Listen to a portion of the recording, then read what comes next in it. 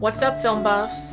I am Evasive, and welcome to Evasive's Criterion closet, which is not a closet, and most of the movies are not Criterion. This video has been requested by nobody. I just wanted to make this to kind of show off the collection of interesting and unique items and DVDs and stuff that I've acquired since starting the channel, and before the channel, and unrelated to the channel. I live in a little New York apartment, and I do not have the space to collect anything. So of course, all of the movies I have are only the finest cinema. Only the finest cinema is allowed in my house. So just to start off, a real cinematic classic that every self-respecting film buff should own, Jack and Jill. $1 the winner! Good luck to you. Classic, one of Adam Sandler's best, up there with Uncut Gems for sure. I unironically owe a lot to this movie. This was the first movie that I forced a group of people to watch for a video, and that kind of got me to where I am today. So also Al Pacino kills it in this movie. One of his best performances, up there I think with The Godfather Part 2. It's like The Godfather, Jack and Jill, everything else. And of course, if you have a copy of Jack and Jill, then you must also have a copy of Jack and Jill. You know, one for Jack and one for Jill. It's right there in the title. Coodly me, coodly me. Right. Here we go. Bedtime for Bonzo, absolute classic piece of cinema starring Ronald Reagan and a chimpanzee named Bonzo. If you watch my video about this that I made a while ago, then you would know that the chimpanzee nearly strangled Reagan to death on set. And I often have to think, not that I'm advocating for political assassination or anything, but I have to wonder, you know, how different would our world be today if that chimpanzee had actually strangled Reagan to death, you know? If you think about it, there's like two different timelines. The timeline we're living in where Bonzo didn't strangle Reagan, and another timeline where Bonzo did strangle Reagan. How much different would the world be if it wasn't for that? I don't know, just something to think about. This movie got a sequel without Reagan called Bonzo Goes to College, where I believe Bonzo goes to college. I can't be sure though, because I haven't seen it, so put that away. Of course. Okay, so this is not a movie.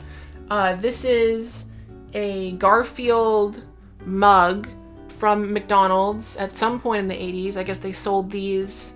Famously, this is one of the mugs that was part of a line that was in the news a few years ago because it was found to have extremely toxic levels of lead paint and cadmium, enough to cause brain damage, apparently.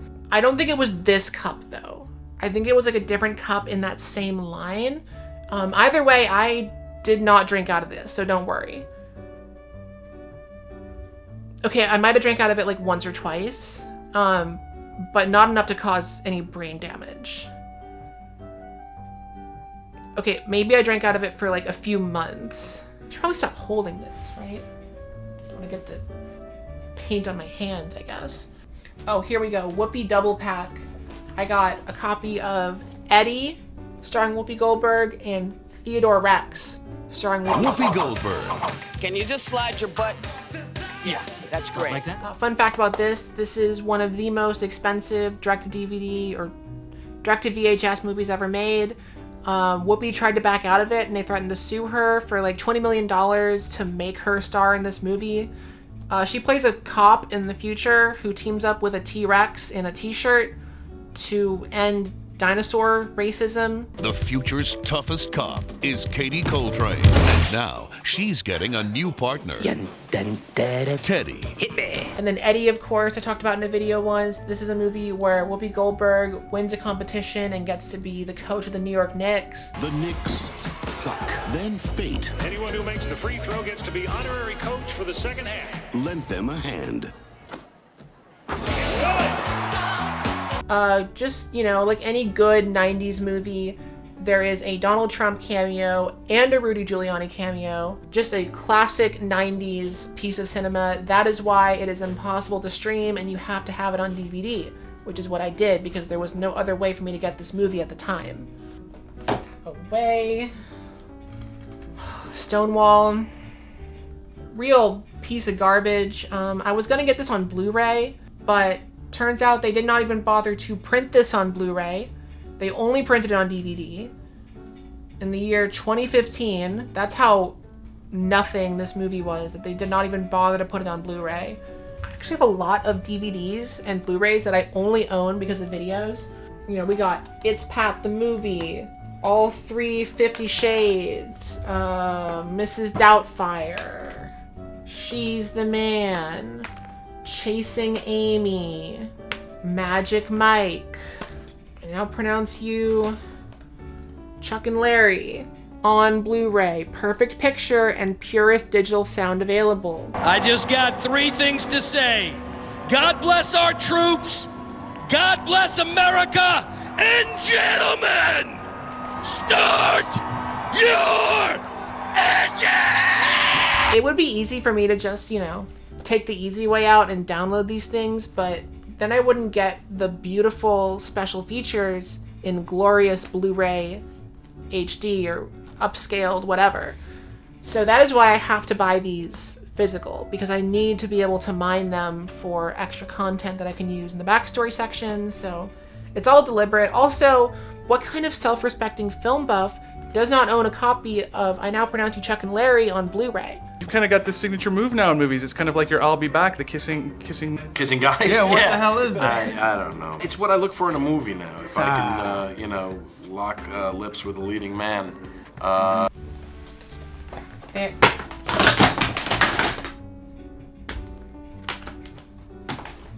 Oh, here we go. Okay. So this is a the box for Mario Kart 64. Empty box. There's no game in here. Sorry, not empty. I do have the instruction manual in here, but no game. I don't really have a good place for it though, which is why it lives on this shelf right there. And this. Okay, so this is one of the actual few Criterion things that I do own. This is Symbio Psychotaxiplasm. I do know how to say it. I made a video about this movie, did not get a lot of views, so most of you probably have not seen my video about it, but it is really great. The movie, my video is okay, but the movie is really fun to watch. It was an experimental film in the 1960s where this guy brought some actors to Central Park and told them that they were doing a test reading for a movie that he was filming. And along with them and the main camera crew, he hired another camera crew to film the first camera crew. And then he hired a third camera crew to film like other stuff going on nearby. The end product is this like really chaotic, funny piece of media where it's just these crew members trying to figure out what exactly they're filming and what exactly they're working on. I might be a little biased because I live in New York and I've been to Central Park a bunch, but it's just so fascinating to watch. You do not need a Criterion for this. You can find this on HBO. It's probably on YouTube and Internet Archive also. Definitely check that out. Symbio Psychotaxiplasm by William Greaves. Unironically, huge recommendation. The Video Dictionary of Classical Ballet. Why do I have this? It's got 2 discs. Okay, I'm not really even sure why I have that one. I got a bunch of movies that I got physical copies of because I'm going to make a video about them in the future. I just haven't gotten around to it yet. Okay, so these 3 right here. Sorority Boys, Juwanna Mann, and Backstreet Girls. So these are all 3 movies that I am going to cover on my channel at some point. Specifically, I'm going to force some transgender women to watch them because that would be really funny. Sorority Boys is what it looks like. It's about frat guys disguising themselves as sorority girls. Juwanna Mann is about an NBA guy who joins the WNBA. Genuine and Lil' Kim are in this movie, so you know it's good. And Backstreet Girls is a lot more recent. It's from 2019, and it's a transgender Yakuza movie where 3 Yakuza boys are forced to undergo sex reassignment surgery and then form an all-girl band to repay their debt to the Yakuza. So just perfect cinema to force trans women to watch. Let me know in the comments which of these you want to see me do first. I will get to all of them at some point, but these 3 are very high on my list, along with the hot chick. Definitely have to make them watch the hot chick also. Oh yeah, another copy of She's the Man. I think one of the Jack and Jill copies too. I didn't point this out earlier, actually. This copy of Jack and Jill, this copy of She's the Man has autographs on it.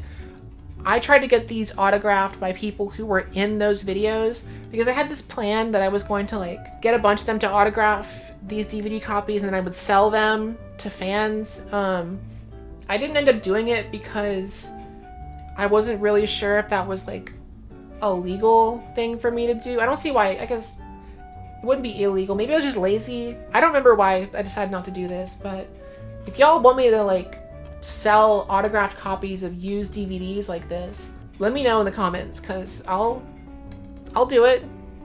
You know, I need money. Those away. Okay, so I got some magazines here. This is a copy of Nintendo Power from 2004. No real reason why I have this in particular. You know, I really like Metal Gear Solid and I love Nintendo Power. I just thought it would be cool for me to own at least one copy. And I feel like this was a really great year for video games. But really no other reason why I have this. Apparently if I subscribe now, I can get a Final Fantasy Crystal Chronicles t-shirt. So that's pretty cool. Got a preview for Shrek 2 on the Game Boy. I've got an ad for Frolf. Okay, Mega 64. If you aren't familiar, they're a YouTube comedy group that has been around since before YouTube even existed. Definitely an early inspiration for me. I watched a lot of their sketches in high school. This was, I think, their first DVD. I always admired how, like, they really put in a lot of effort into the packaging on these DVDs. Like, I was actually inspired to do this video from a video one of their members did not long ago called Steven Chip's Closet Picks. Hi, this is Steven Chips, director, filmmaker, dreamer, hot milk, hard-hitting grooves, NFL, bingo.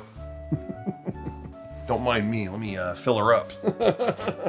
You know, since I'm talking about them anyway, I may as well bring this one up. This is Maybe You Should, a movie by The Doghouse, which was a radio program from the Bay Area in the 2000s. I first heard about this movie from an old Mega 64 podcast. It must have been like 10 or 11 years ago, where they talked about watching this movie after finding it at a discount DVD bin in San Francisco. Maybe You Should by The Doghouse. My opinion, this might be the most disgusting DVD I've ever seen in my life. I agree. It's like them licking each other's balls. It really it's like is, them. It's like them chewing up food, spitting it in each other's mouths. It's like Jackass if Jackass wasn't funny at all. If Jackass was hours long and inescapable and horrible. This DVD was like 3 hours long. And it's not even good for the radio. There's a part where everyone in the studio brushes their teeth and spit in the same cup, and some guy drinks it. Yeah. There's one girl in the group. The video is called Maybe You Should. Oh! The beginning of the video, it's Ruthie and the main guy. They're sitting there and he's just looking at her. Oh, Ruthie, why don't you show the camera your boobs? No, I'm not gonna do it. Maybe you should. That's it. They go to all the other wonderful bits we've been describing. About every 10 minutes, they cut back to Ruthie. Maybe you should show your boobs. No, I'm not gonna do it. The DVD ends. They cut back to these guys. Hey, the DVD's over. Ruthie, you never showed your boobs. Stop following me. I'm not gonna. They're following her throughout the radio station. I'm not gonna do it. She walks into the bathroom. Jesus. They follow her into the bathroom. Cuts back to the main guy. I got footage of her boobs. And then they go to like surgery footage. Just the video ends on breast implant surgery. What the? Yeah, full raw footage. surgery. That is their grand finale. The whole ending of it was horrific in every way. So yeah, I was gonna make a video about this, but when I started researching, I found out that one of the members of this group unalived himself not that long ago, so didn't really seem appropriate, even though this DVD is disgusting. It just didn't seem right. Oh, here we go. Histoire du Cinéma by Jean-Luc Godard. This was, I guess, a TV miniseries that aired in the 90s and late 80s, created by the famous French director Jean-Luc Godard, that's about the history of cinema. I have not watched this yet. This was on my list because it's on like some top Letterboxd whatevers, but it's pretty long, 266 minutes in total, but it's like 8 episodes, so that makes sense. I just have to get around to watching it, you know. Another Criterion DVD here. This is Rififi, classic French film. I think I bought this because I could not stream it. I don't really remember a lot except for the song. There's like a Rififi song. Et quand il revient sans rien dire avec son méchant petit sourire, à mon tour ça me fait pas un pli, je suis bonne pour la Rififi. France, Criterion, whatever. Let's talk about some real movies. Like, Cory in the House on DS. I think someone like gave this to me as a joke in high school. Maybe I thrifted it? I don't remember why I have this.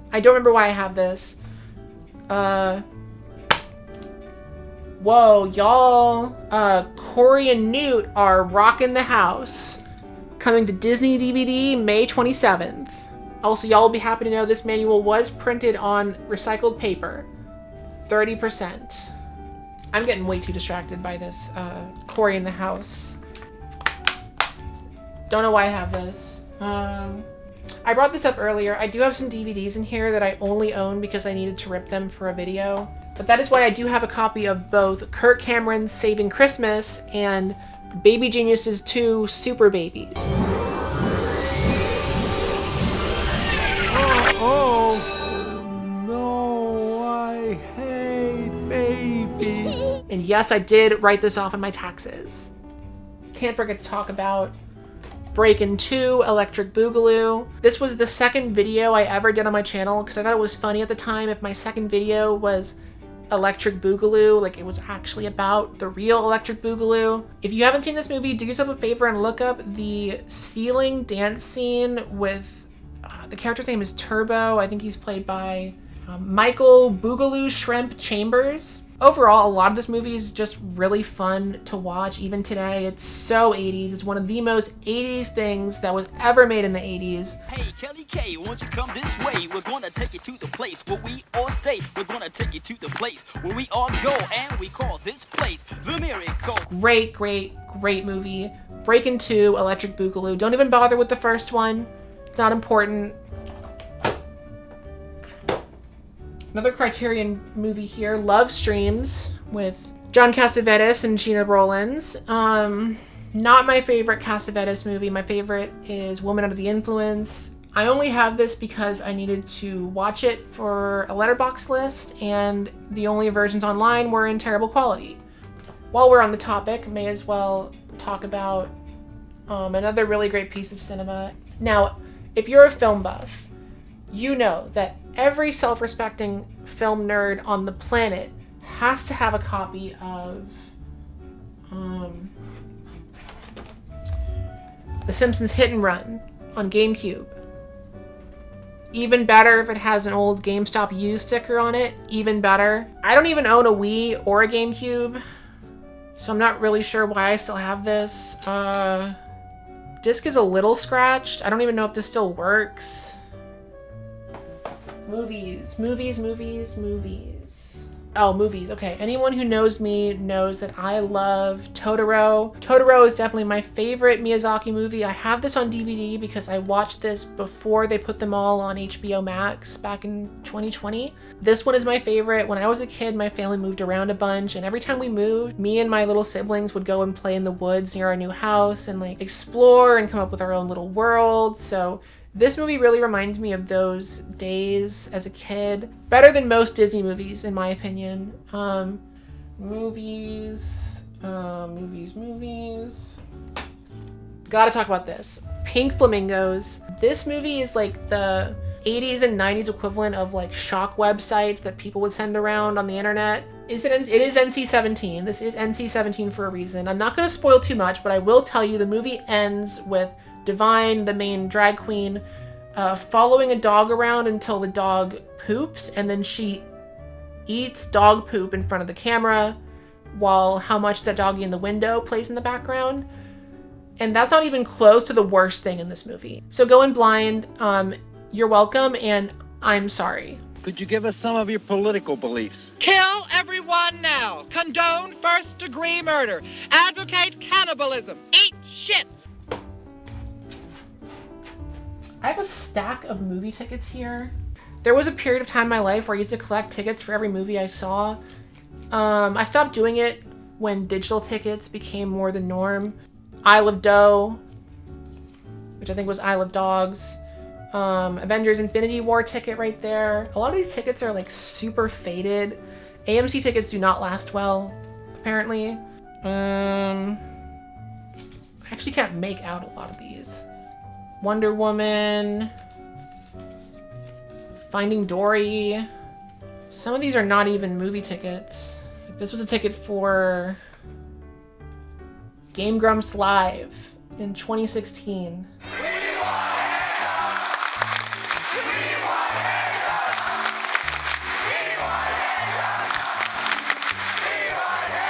I'm just gonna put that away. It's not even interesting.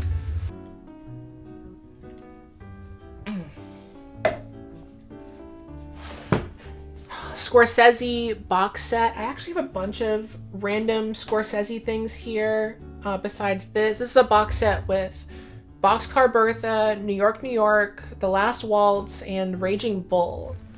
And along with that, I also have just a few other random Scorsese pieces. Fran Lebowitz, Public Speaking. This was a Scorsese HBO documentary from like 2010, I think.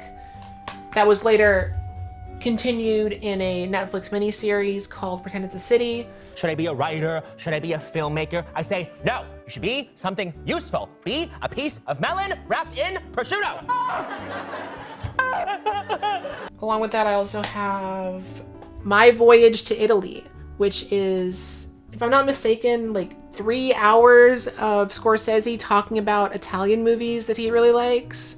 So not really a movie, it's more so just like a really long video essay that Scorsese got paid to make at one point. I have all of these because at one point I was going to do a video where I watched every single Martin Scorsese movie, and I got through watching most of them before I realized like not enough people care for it to be worth the amount of work I was going to do, which is a shame because I did a lot of research and I obviously collected a bunch of like obscure Scorsese stuff that I'm just not gonna do anything with. But maybe I'll come back to it eventually, I don't know. This is a foraging New York field guide. I bought this once when I had a mental breakdown and thought that I was gonna get really into foraging, and then I didn't do that. Kind of running out of movies here to talk about. This is a copy of Empress Teresa. Staying alive for me is like surviving a train wreck, says 19-year-old Teresa. But she doesn't only run a gauntlet of dangers and difficulties. She has many victories. Read a jewel. Thrill to the situations. Learn from Teresa and have a good time. So if that doesn't hook you, I don't know what to tell you. All right, gotta end on a strong note. Let's go with one of the best DVDs ever released. Of course, The Room. Thank you for purchasing The Room DVD. I hope that you will continue to see The Room at your theater, and I hope that you become fans of The Room. I learned what The Room was from the Room Flash game on Newgrounds. If any of y'all remember that, there was a RPG, and I remember playing that game and being like, this is so funny, I have to see this movie.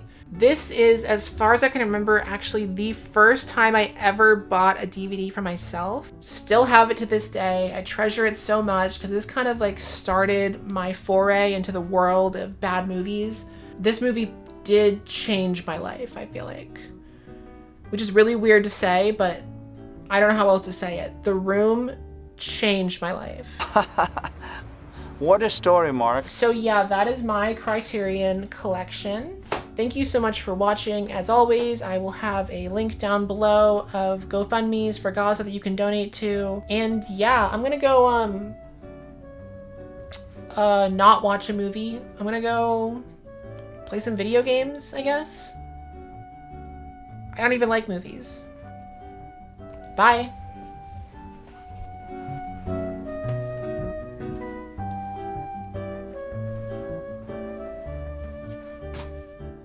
Special thank you to my top tier patrons, Aaron, Ackler, Alexis Angiano, Andrew Coro, Art, Blingo, Bruno, C. Alba, Captain Chaos, Carl, Captain Croissantwich, Delta, Denise, 8-Bit Dylan, Eliza, Eric Vasilevsky, Fooly, Illumi, Josh Moniz, Joshua Roberts, Mara Copland, Marina Plays Bass, Matthew J, Pigeon Rose, Pooh Bear Thought, Rochelle M, Richard Brown, Samuel Cartosian, Sarah Melody, Scott Myers, and Simon Zen.